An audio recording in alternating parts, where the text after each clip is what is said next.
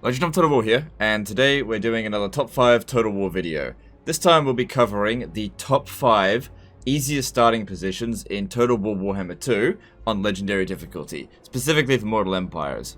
So the game already gives you an idea of basically the initial challenge, but that's not really taking Legendary difficulty into account. So in this particular top 5 video, I'll be taking account of which ones are actually the easiest on the hardest difficulty, and give you a couple of tips to make sure that you have the easiest start that you possibly can. So with that being said, let's jump in now to number 5. Coming in at number 5 is Naggarond. Now, even though Malekith's starting position is ranked as hard, I really disagree with that. I think it should actually be ranked as easy, because things have changed in the recent patch, but I think they just forgot to update the initial starting rank difficulty, primarily because prior to the previous patch, Malekith used to be at war with both Hagrief and at Clan Septic simultaneously at the start, which obviously a war on two fronts is a lot more difficult than one. But now you start off with an alliance with Hagrief, even though they're on the other side of the map, but you start off neutral with Clan Carond, who own Hagrief. Instead, now you only have to deal with Clan Septic, and they are easy to deal with. As long as you're aggressive with them and deal with them in as fast as possible, you can get rid of them really quickly. So the general rule of thumb of getting rid of them is stand there, recruit some units, attack here, stand there, recruit some units. Oh, once you've attacked the settlement, obviously recruit some units. Stand here, recruit some units, attack there, recruit some units, and then you should have a full stack by that point, just about. And then finish them off at Rakdo Gorge. So with that, you'll have secured your first province, and then you need to rush back there because a rebellion would have likely occurred. But it'll be pretty easy for you to deal with. As for recruitment, try not to go too heavy on Dread Spears because they perform like rubbish on Legendary difficulty. Your real killers are the Dark Shards. And one of the great things about Malekith is that he reduces the upkeep costs on Dark Shards, Dread Spears, and on Blackguard of Naggarond. So you can easily afford a full stack at the early stages of the game, even if you don't go and get those settlements. So here's a big thing as I think to why I think that this is ranked as hard. A lot of things can go wrong in this campaign. There can be big variations between playthroughs. Sometimes you'll go through it and just everything goes right.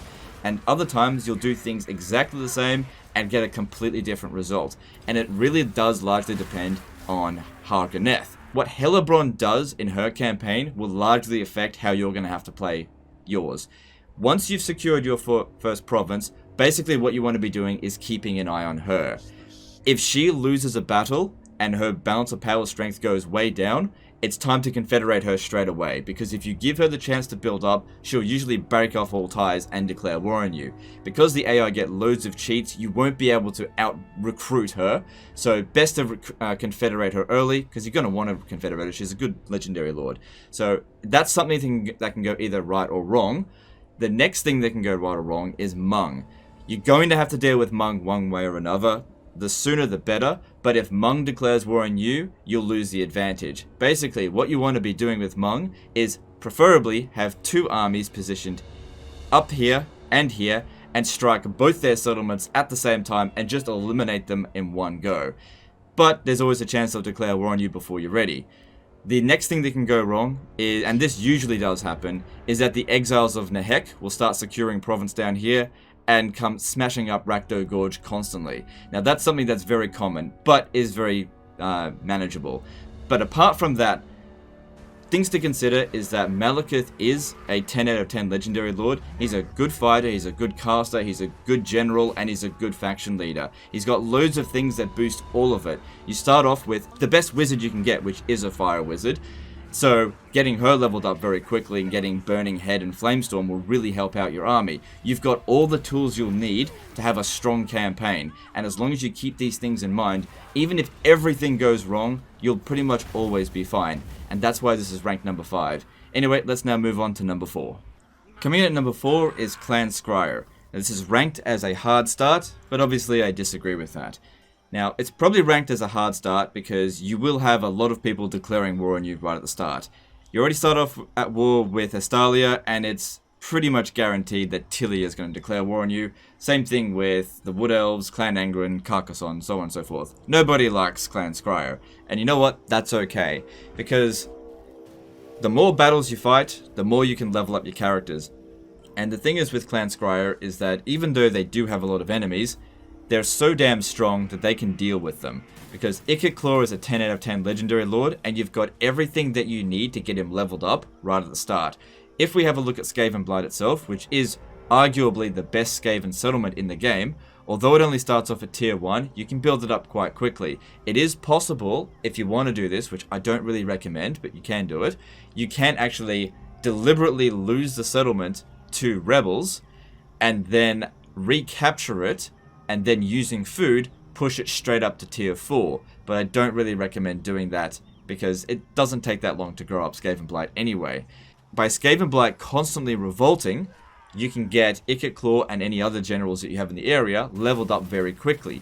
Once Ikit Claw is leveled up to a certain level, say level 20 or whatever, if you've leveled him up well, he becomes incredibly powerful on his Doom Wheel with his magic, and the fact that he can regenerate while casting spells allows him to be a 10 out of 10 Legendary Lord. He's really, really strong. Good caster, good fighter, boosts his entire army, and boosts his entire faction. He ticks all the boxes. Now, in addition to that, you've got a small settlement of Tabaro standing right there, basically asking to be conquered. But here's the thing, a little bit of restraint can see this being a huge cash cow for food.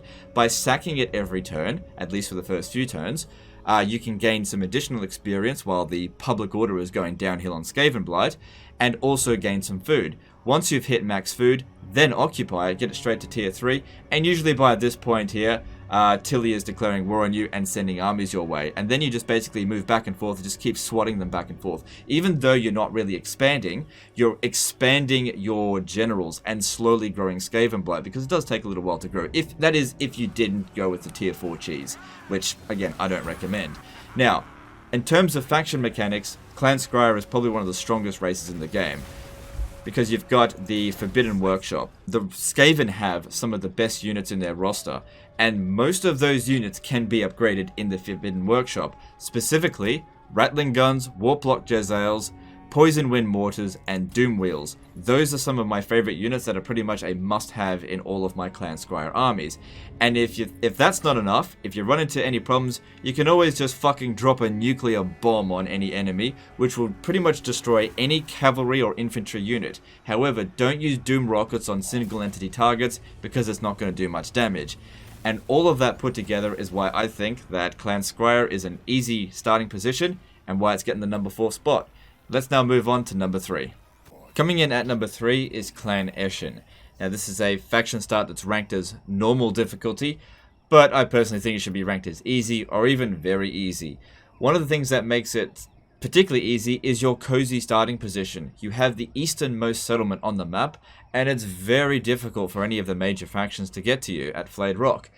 In addition to that, Clan Ashen's shadowy dealing mechanic is extremely powerful. Now, whilst I definitely think that Clan Squire's Forbidden Workshop is more powerful, at least at the beginning of the campaign, this coupled with the fact that it's just a very cozy starting position certainly makes it easier than Clan Squire. Even though I believe Clan Squire is overall a more powerful faction, Ashen's just got it easier just because of the start position.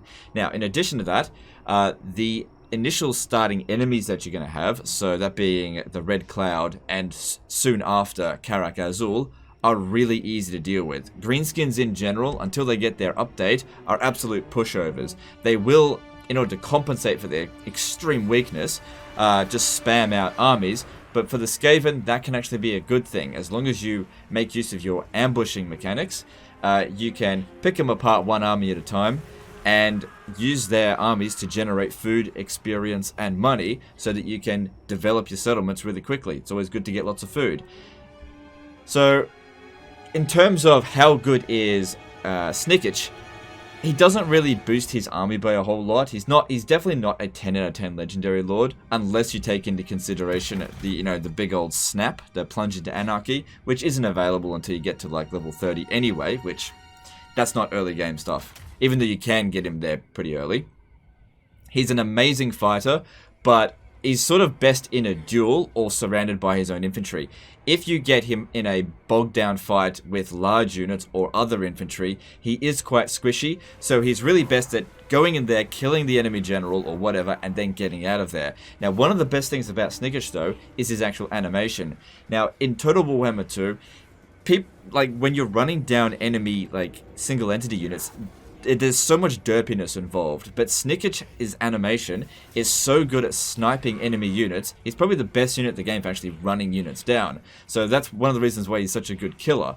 And with all of those combined, that's sort of why I think it's a relatively easy campaign at rank 3. It's just an easy start position where you just don't have a whole lot of stress going on. Anyway, let's now move on to number 2. Coming in at number 2 is Reichland, specifically when playing as Karl Franz. Now, playing as Volkmar the Grim's a little bit more difficult because it takes him 2 turns to get to Grunberg, whereas Karl Franz can get there on turn 1. Now, the game estimates that this is an easy difficulty starting position campaign, and I agree with that. I think this is pretty easy, and that's largely thanks to the update that they got. Prior to the update, Reichland was very random because people could just declare war on you left, right, and center. Middenland might declare war, Telebackland might declare war, and there was no way to really know who was going to do what. So Reichland's a very difficult province to defend under normal circumstances, but thanks to the way that it's changed now, that just simply can't happen, because even if a faction has low fealty with you, they can't declare war unless a dilemma occurs, and you can simply spend prestige to make them not declare war. So a very important thing to do in your campaign is definitely keep your prestige above 1000 at all times. And you don't start off with very much, so you got to win a lot of battles and take some territory as soon as possible and get that prestige nice and high. So anyway, what is it that presents challenges and makes the campaign so easy? Well, having a lot of people that like you right off the bat, that's definitely something that helps in a Total War Warhammer 2 campaign. Most of the most difficult start positions are largely strong factions with lots of powerful enemies, whereas Reichland is a meh faction with not many enemies, and the enemies that they have are even weaker than they are. So basically, taking out the secession forces should be pretty easy, and you need to do it as quickly as possible. And the general rule of thumb is basically this: take Grunberg on turn 1, Überschreik turn 3, either Helmgart or Eilhart on turn 4, and then take whichever one you didn't take the next turn. So you should basically deal with the secession force by turn 5 or 6. It's okay to sort of leave a settlement as a sack city for a while. We just keep sacking it over and over again, just to get Karl Franz some levels up, but you don't have to do that, because there'll probably be a revolt, and you will have to deal with skull smashers that'll come through here. One of the things that's made it easier for Reichland is certainly Helmgart is very good at keeping the greenskins out, and luckily they tend not to use the underway to just jump over and attack your undefended settlements. So as soon as you can control Reichland and actually get it all fortified, it's pretty cozy from there. Utilizing Imperial Authority mechanics, you just shouldn't have any problems with your elect accounts, even with the troublesome ones like Middenland. Going to war with them every now and again is not that big of a deal. Now, in terms of expansion direction, the obvious choice seems to be to go after Marienburg. Now, Marienburg is not an elect account. Declaring war on them will not lose your Imperial Authority, but here's the problem with Marienburg. It's one of the richest cities in the game, and that's a bit of a trap, because capturing Marienburg will let you discover Norska, because this is technically all the same sea region, and if Norska discovers you, they pretty much always declare war on you, and the Empire is not good at dealing with Norska. It's better to leave it until late game when you're way more established and way more fortified.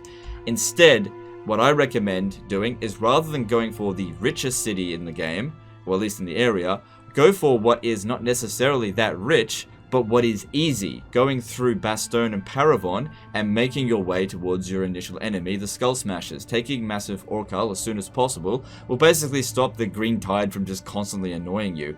And also, by fighting lots of battles with Karl Franz once he reaches a certain level is a requirement in order to get Galmaraz, which is very important for keeping your public order under control. But overall, keeping your Imperial Authority under control should lead to a pretty cozy campaign where you just don't really have that much trouble. And that's why it's getting the number 2 start position, even though it's not particularly a strong faction, and I'd probably give Karl Franz 7 out of 10 as a Legendary Lord. He's not really that good. Anyway, let's now move on to the number 1 easiest start position in the game. Taking the number 1 spot for the easiest starting faction in Total War Warhammer 2's Mortal Empires goes to Lothern. So Lothern really is the faction that just got it all. It's got a starting position that's relatively easy to defend and is surrounded by a lot of people that like them. There's also a lot of people that don't like them, but everyone that doesn't like Tyrion can basically die. It's really easy to beat them. So even though there's two high elf factions you start off at war with them, they're very easy to beat early on. And Tyrion himself is a 10 out of 10 legendary lord, and your starting army is super cheap because he reduces the upkeep cost on spearmen and archers, which you'll definitely need to be recruiting lots of. And it allows you to recruit a second army very early on if you want to, even on legendary difficulty, because the high elf economy is amazing. Well, the high elf economy is amazing later on in the campaign, you know, as you recruit entrepreneurs, but even at the early stage of the campaign, it's certainly manageable. So, what's the steps involved in getting to a good start with Lothern? Well, basically, you don't even really need me to guide you through it, because what seems to be the right way to go about it pretty much is. So you want to take the Tower of Lycian. Now, you used to be able to take it on turn 1, but I really don't recommend doing it now. They received a few extra troops. Instead, what I recommend is actually standing in Lothern city. Don't stand outside the city. I fell for that mistake before. Stand inside the settlement, recruit 3 units, and then attack them.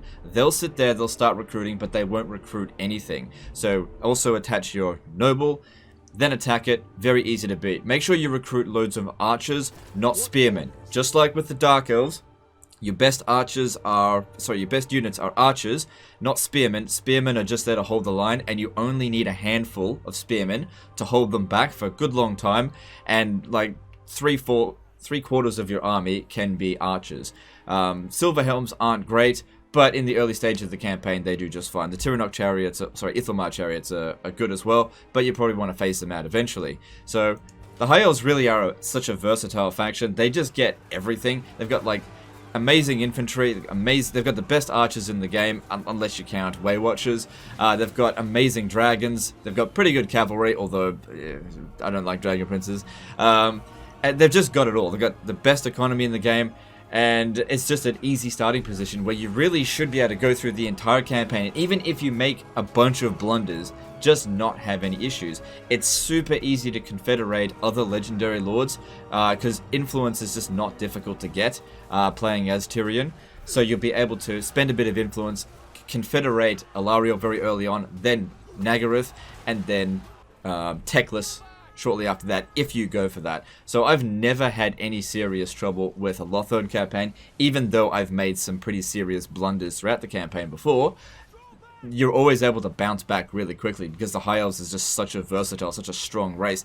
And the start position is just great for leveling up Tyrion and getting some money and beating down some enemies. So that's why they get the #1 spot. So that's the end of this video. I hope you guys enjoyed it and learned something from it. If you disagree with any of the positions that I put these factions on this list, let me know in the comments below, because there may have been something I overlooked. Who knows, you might be right. Anyway, that's the end of this video. Hope you enjoyed it, and I'll see you next time, fuckers.